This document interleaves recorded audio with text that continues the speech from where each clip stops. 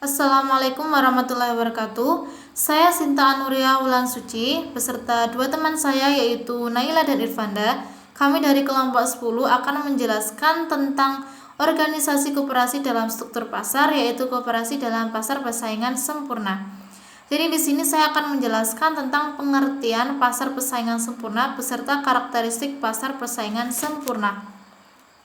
Pasar persaingan sempurna disebut juga dengan pasar kompetitif sempurna atau dalam bahasa Inggris yaitu perfectly competitive market. Menurut Jojori Monkey, pasar persaingan sempurna adalah suatu pasar di mana terdapat banyak sekali pembeli dan penjual sehingga pengaruh masing-masing terhadap harga pasar diabaikan karena sedemikian kecilnya. Pasar persaingan sempurna merupakan jenis pasar di mana tidak ada pelaku ekonomi yang mempunyai kekuasaan atau market power terhadap harga suatu produk yang homogen. Jadi baik penjual maupun pembeli itu tidak ada yang mempunyai kekuatan untuk mempengaruhi harga di pasar. Mereka hanya bertindak sebagai price taker, yaitu pengambil harga, bukan bertindak sebagai price maker, pembuat harga. Dalam pasar persaingan sempurna ini itu memiliki struktur pasar yang dianggap paling ideal karena sistem pasar ini adalah pasar yang akan menjamin terwujudnya kegiatan dalam menghasilkan barang dan jasa yang efisiensinya tinggi. Intinya, pasar persaingan sempurna adalah suatu pasar di mana jumlah penjual dan pembeli itu sangat banyak dan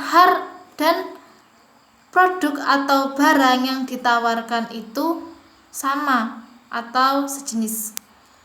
Contoh barang atau produk yang ditawarkan atau dijual yaitu beras, gandum, buah-buahan, sayur-sayuran, dan keperluan rumah tangga lainnya. Untuk karakteristik pasar persaingan sempurna, yang pertama adalah terdiri dari banyak penjual dan pembeli di dalam pasar. Hal ini membuat seorang penjual tidak dapat menawarkan jumlah barang atau jumlah produk yang relatif banyak. Mereka hanya bisa menawarkan jumlah barang yang relatif sedikit dibanding dengan jumlah produk atau barang yang ada di pasar, sehingga antara penjual dan pembeli tidak dapat mempengaruhi harga di pasar karena harga pasar sudah ditentukan oleh mekanisme permintaan dan penawaran di pasar. Untuk yang kedua yaitu produk yang dijual bersifat homogen. Artinya tidak ada suatu hal yang membedakan antara produk penjual satu dengan produk penjual lainnya. Dengan demikian, antara penjual atau antara produsen tersebut itu dapat bersaing secara sempurna dalam menghasilkan barang dengan karakteristik yang hampir sama. Untuk yang ketiga yaitu mobilitas, faktor-faktor produksi berjalan secara sempurna.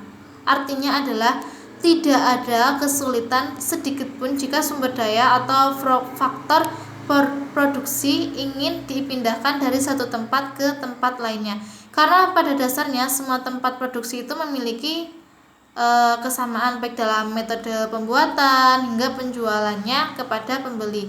Yang keempat yaitu bebas untuk keluar masuk pasar.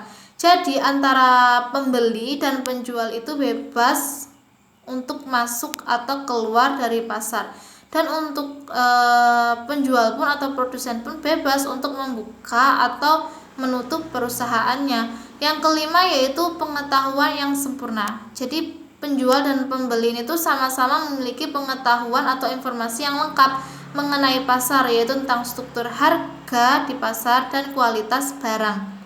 Penjual dan pembeli ini tuh sangat mengetahui tentang keadaan pasar dalam hal tingkat harga yang berlaku di pasar dan meliputi setiap perubahannya.